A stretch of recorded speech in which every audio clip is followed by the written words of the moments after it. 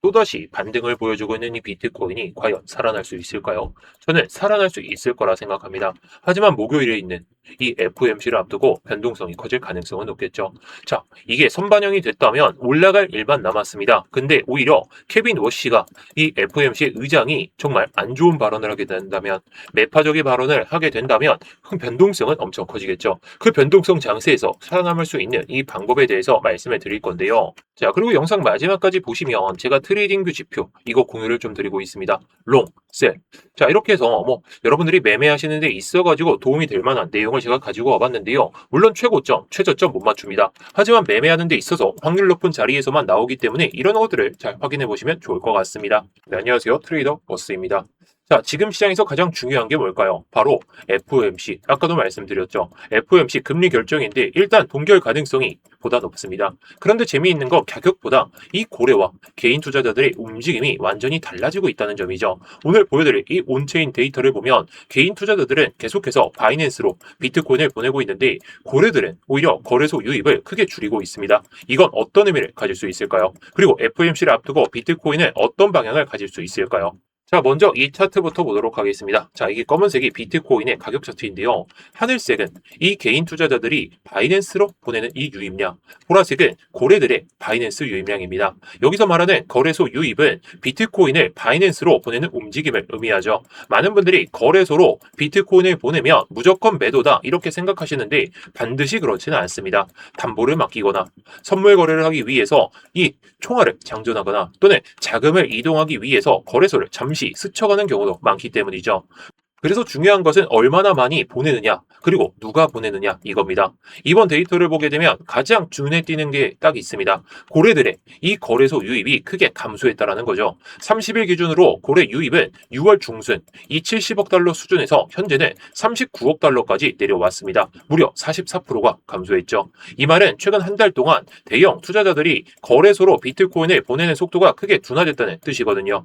쉽게 말해서 예전처럼 적극적으로 거래소에 물량을 옮기지 않고 있다는 것이죠. 그런데 반대로 개인 투자자들은 물량을 조금씩 옮기고 있습니다. 개인 투자자들의 거래소 유입은 약 100억 달러에서 이 70억 8억 달러로 수준으로 줄긴 했지만 감소폭은 22%에 불과하죠. 즉 고래보다 훨씬 견조한 모습을 보이고 있습니다. 현재는 개인 투자자들의 거래소 유입이 고래들보다 약 2배 가까이 많은 상황이죠. 이 데이터를 그럼 어떻게 해석할까요? 첫 번째, 고래들은 자금을 공격적으로 움직이지 않고 있습니다. 적어도 이전처럼 대규모 물량을 거래소로 보내게 되면서 시장에 압박을 주는 모습을 줄이고 있죠. 이 자체만 보면 매도 압력이 완화가 됐다 이렇게 해석을 할 수가 있습니다. 하지만 두 번째도 있습니다. 개인 투자자들은 계속해서 거래소를 이용하고 있죠. 즉 시장은 지금 개인 투자자들의 참여 비중이 점점 높아지고 있습니다.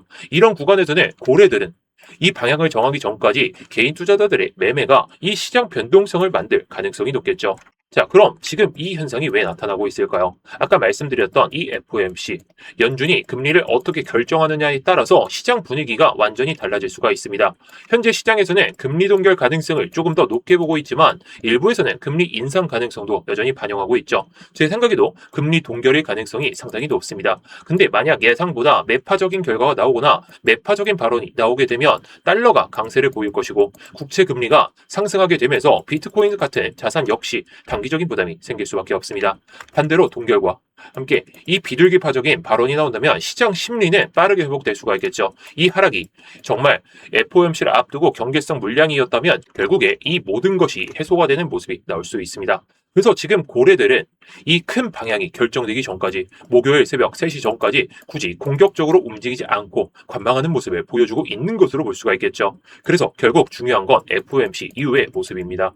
만약 금리 발표 이후에도 고래들의 이 거래소 유입이 계속해서 줄어든다면 시장 공급 압력은 더욱더 완화될 가능성이 높겠죠. 반대로 발표 이후에 갑자기 고래 유입이 다시 증가한다면 그때는 시장의 공급 부담이 다시 커질 수가 있습니다. 그래서 지금의 단순히 거래소 유입 숫자보다 고래들의 움직임이 다시 살아나는 것이 가장 중요하겠죠. 또 하나, 개인 투자자들의 거래소 유입이 계속 늘어나는데도 불구하고 가격이 버틴다면 그만큼 시장이 개인들의 물량을 충분히 흡수하고 있다는 의미로 받아들일 수가 있습니다. 이런 부분도 앞으로 같이 체크해야 되겠죠.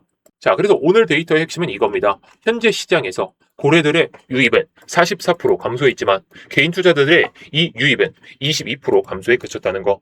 상대적으로 활발한 움직임을 보여주고 있죠. 즉 현재 시장은 고래보다 개인 투자자들의 참여 비중이 더 커지고 있는 구조입니다.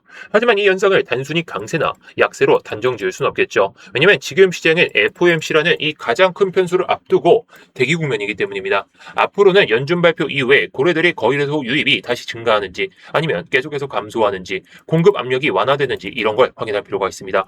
자, 그래도 여러분들께서 중요한 건 이런 FOMC 이게 아무리 앞두고 있다고 하더라도 내가 고점에서 숏을 잡거나 아래에서 롱을 잡거나 이런 방향성을 맞추는 홀짝 게임을 하는 게 아니라요. 확률이 높은 자리에서 수익을 챙길 수가 있는 이런 매매를 정말 원하시죠. 그리고 여기서 정말 수익이 발생된다면 여러분들의 기분만 엄청나게 좋아지실 것 같은데 자, 그래서 여러분들이 차트를 보다 보면 가장 답답한 순간이 언제십니까? 올라갈 것 같아서 들어갔는데 내가 진입하자마자 하락하고 불안해서 손절했더니 결국 또 올라오고 수익이 나고 있어서 조금만 더 보자 했더니 결국 원점으로 돌아오는 경우도 많이 경험하셨죠. 결국 대부분의 손실은 방향을 잘못 봐서가 아닙니다. 진입과 청산 타이밍을 제대로 잡지 못해서 발생하죠. 그래서 저희가 계속 강조드리는 게 타점입니다. 시장은 아무 구간에서 사고 팔고 이런 구간이 아니라요. 같은 방향을 예측하더라도 어디에서 들어가고 어디에서 내가 수익을 낼 수 있는지 저도 처음에는 RSI, MACD, 일목균형표 이런 것들 다 활용하면서 매매를 하게 됐었는데 그런데 지표 하나만 보고 아니면 복합적인 걸 보고 들어가면 신호가 너무나도 많고 그 안에는 잘못된 신호, 페이크 신호가 너무나도 많다는 거죠.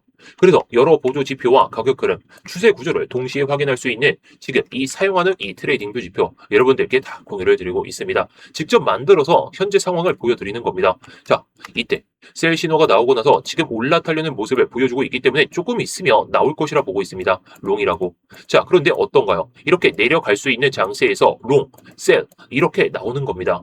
물론 시장에서는 100% 단정 지을 수 있는 그런 구간은 없죠. 하지만 확률 높은 자리에서는 이렇게 나온다는 것 자체는 상당히 심리가 작용을 안 하고 여러분들께서 수익을 좀 챙길 수 있다. 수익률이 높은 그런 구간에서 매매만 한다면 우리가 수익을 챙길 수 있다라고 보면 되겠죠. 그리고 여기서도 중요한 게 있습니다. 좋은 타점이 나온다고 해서 그 순간을 항상 여러분들이 보고 계실까요? 직장에 계실 수도 있고 이동 중일 수도 있고 잠을 좀 청하고 계실 수도 있습니다. 그런데 비트코인은 24시간 내내 쉬지 않고 움직이죠. 좋은 기회는 몇 분 아니면 심하면 몇 초 만에 지나가기도 합니다. 저는 단순히 지표만 공유를 드리고 끝내는 게 아니라요. 실제로 중요한 구간이 나오게 되면 소통방에서도 여러분들께 말씀을 드리고 있다라는 거죠. 현재 어떤 구간에서 이 신호가 나왔는지 정말 진입해도 되는지 이런 것들을 다 공유를 드리고 있는데 혼자서 차트를 계속해서 들여다보지 않으셔도 제가 도와드릴 수 있는 구조로 만들고 있습니다. 만약 여러분들도 이 트레이딩뷰 지표를 활용해서 좀 더 체계적으로 매매를 하고 싶다 그러신 분들께서는 이렇게 위에다가 수익이라고 남겨주시면 되는 거고요. 그러면 제가 지표 사용 방법부터 하나씩 모두 알려드리겠습니다. 그리고 지표뿐만 아니라 실시간으로 중요한 타점과 시장 흐름까지 같이 좀 받아보고 싶다 그러신 분들은 소통방 링크 안내 드릴 테니까요. 위에 번호로 소통이라고 남겨주시면 되겠습니다. 제가 확인하는 대로 곧바로 순차적으로 좀 말씀을 드릴 테니까요. 좋은 자리를 기다리면서 정말 좋은 수익 좀 내고 싶다 그러신 분들께서는 언제든지 신청해 주시면 되겠습니다.